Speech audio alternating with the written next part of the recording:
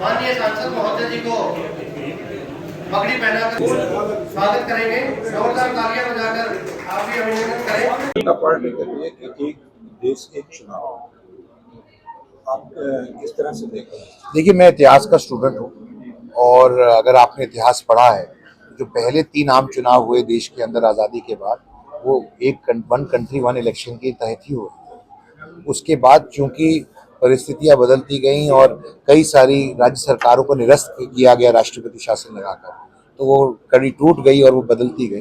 तो मैं तो इतिहास से ही बात उठा के कह रहा हूँ कि वन कंट्री वन इलेक्शन हमारे कॉन्स्टिट्यूशन का मैंडेट था, हो रहा था। कहीं ना कहीं कुछ त्रुटियों की वजह से वो बदल गया और अब उसको वापस लाया जा रहा है। मैं आपसे पूछता हूँ, एक नागरिक होने के नाते, सिर्फ पत्रकार होने के नाते नहीं, क्या आपको नहीं लगता है कि 3 महीने 6 महीने देश में कभी ना कभी हमेशा चुनाव चलते रहते हैं? तो क्यों ना एक ऐसी व्यवस्था हो जहां पर चुनाव तो होंगे ही, एक प्रक्रिया से होंगे, लेकिन एक सुनिश्चित टाइम पर होंगे। उसके बाद एक टाइम मिलेगा लोगों को काम करने के लिए और उनके जो फैसले होंगे वो चुनावों से प्रेरित नहीं होंगे। कि अगर हम ये पॉपुलिस्ट मेजर नहीं लेंगे तो हम अगला चुनाव कैसे जीतेंगे। तो एक बुद्धिजीवी होने के नाते, एक पत्रकार होने के नाते मुझे लगता है कि आपका भी ये मत बनेगा, ये देश के लिए और देश के स्वास्थ्य के लिए और लोकतंत्र के स्वास्थ्य के लिए एक बहुत ही सराहनीय कदम है और ये होना चाहिए। अच्छा, पश्चिमी बंगाल में जिस तरह की हिंसा चली हुई है जी, पश्चिमी बंगाल में जिस तरह से वक्फ बिल संशोधन के बाद जो संशोधित बिल हुआ है, ये बहुत ही, ममता बनर्जी का ये कहना है कि पश्चिमी बंगाल में क्यों, क्योंकि बीजेपी का षड्यंत्र है। देखिए ये बात तो सवाल उल्टा है, इसकी अपनी बात में ही विरोधाभास है। मैं पूछता हूँ पश्चिमी बंगाल में ही क्यों, और राज्यों में भी विपक्षी की पार्टियों की सरकारें हैं, ऐसा नहीं है। लेकिन सबसे पहले तो ये बात बहुत ही निंदनीय है कि ऐसा आज के भारतवर्ष के अंदर हम जहाँ पर बात कर रहे हैं एक विकसित भारत होने की, एक ऐसी घटनाएं हो रही हैं, ये पूरे देश को शर्मसार करने वाली घटनाएं हैं। मैं इसकी कड़ी से कड़ी निंदा करता हूँ और मैं इस बात का जवाब इसी से देता हूँ कि ये राजनीतिकरण नहीं करना चाहिए इस मुद्दे का। वक्फ एक राजनीतिक विषय नहीं है, एक सामाजिक विषय नहीं है, एक एडमिनिस्ट्रेटिव विषय है। एक वक्फ प्रॉपर्टी की मिसमैनेजमेंट के हेतु जो कानून बनाया गया है और उसके अंदर बहुत सारी सुप्रीम कोर्ट और हाई कोर्ट की जजमेंट्स आई हैं, उसके बाद रायशुमारी करके देश की सर्वोच्च पार्लियामेंट ने कानून बनाने का काम किया है, उसको हमारे को मानना चाहिए और उसकी जो गरिमा है उसको मेंटेन करना चाहिए। अच्छा सर, ममता बनर्जी की तरफ से जो है भाजपा पार्टी के जो नेता है वो ये कह रहे हैं कि ममता बनर्जी फेलियर रही, ममता बनर्जी सरकार, उनको इस्तीफा दे देना चाहिए। तो आप क्या मानते हैं? देखिए, प्रत्यक्ष को प्रमाण नहीं, ये आपके सामने प्रत्यक्ष तौर पे है कि पश्चिम बंगाल में किस तरह की चीज़ें हो रही हैं। अगर पश्चिम बंगाल में इस तरह की चीज़ें हो रही हैं तो अगर और हम 2047 तक एक विकसित भारत बनाने की बात कर रहे हैं, तो क्या आपको लगता है कि इस तरह की राजनीति और परिस्थितियों के अंदर हम विकसित भारत बना पाएंगे?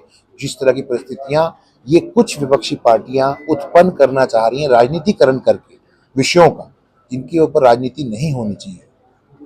राहुल गांधी ने जो कांग्रेस के सम्मेलन है उसमें बहुत बड़ी बड़ी बातें बोल दी कि इस भीड़ में बहुत से लोग ऐसे हैं जो बीजेपी के साथ मिले हुए हैं, उनको धीरे से उस तरफ सरकार। क्या लगता है क्या इस तरह की अपने?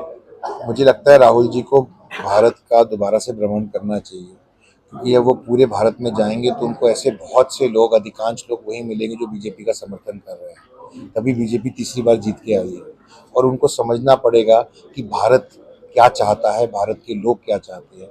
अगर वो समझेंगे तो शायद लोगों के लिए ज़्यादा काम होगा। क्या पार्टी के परिवार और आप भी कांग्रेस से जुड़े रहे हैं, क्या इस बात में सच्चाई? जी, मैं कांग्रेस से कभी नहीं जुड़ा रहा। परिवार जुड़ा रहा है? परिवार जरूर, मेरे पिताजी रहे हैं, पर मैं कभी कांग्रेस पार्टी में नहीं था।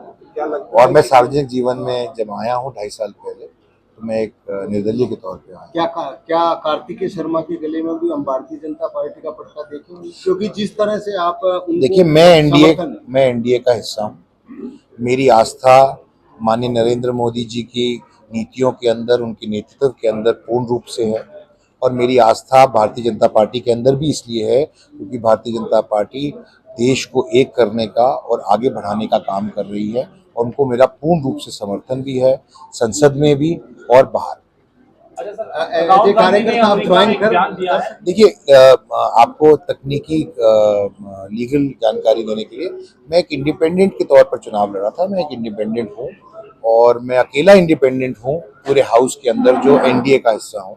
और मेरी माताजी भारतीय जनता पार्टी में हैं और मैं पूर्ण रूप से माननीय नरेंद्र मोदी जी की नीतियों के अंदर आस्था जताता हूं और उनकी सरकार के अंदर आस्था जताता हूं, जताता रहा हूं।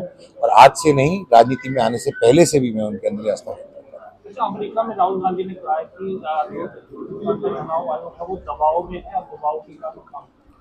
देखिए, विडंबना वाली बात है कि आपको भारत की बात दूसरे देशों में जाकर बार बार लगातार निरंतर करनी पड़ रही है।